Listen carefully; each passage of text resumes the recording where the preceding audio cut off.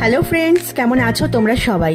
দেখো, ভিডিওর শুরুতেই দেখতে পাচ্ছ লুচি ভাজা আর পাশে আলু কাটা রয়েছে। আর দেখো কেমন চোখ মুখ ফোলা অবস্থায় আমি লুচি বেলছি। আসলে ঘুম থেকে উঠতে একটু দেরি হয়ে গেছে, আর উঠেই সোজা চলে এসেছি রান্নাঘরে।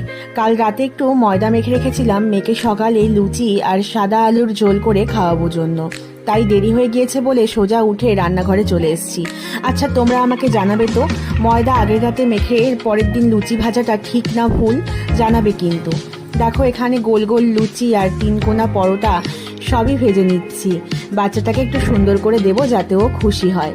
তো লুচি ভাজা মোটামুটি আমার হয়েই আসছে। বাড়ির সবাই খাবে, সবাই বলতে আমরা 3জনই।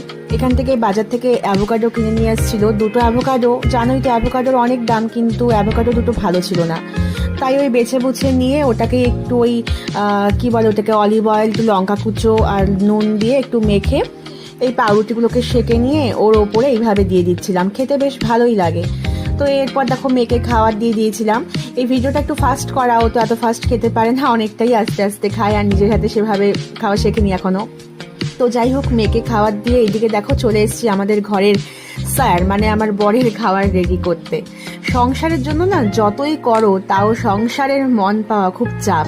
আমার মনে হয় যেই সমস্ত মেয়েরা সংসারের দাপট নিয়ে চলে তারাই সংসারে থাকার যোগ্য। আর এই কি বলতো, এই সব সময় সবকিছু মেনে নিলে, সবার জন্য ভাবলে করলে না কি হয় বলতো, যতই করি না কেন শেষে আর মন পাওয়া যায় না। যাই হোক।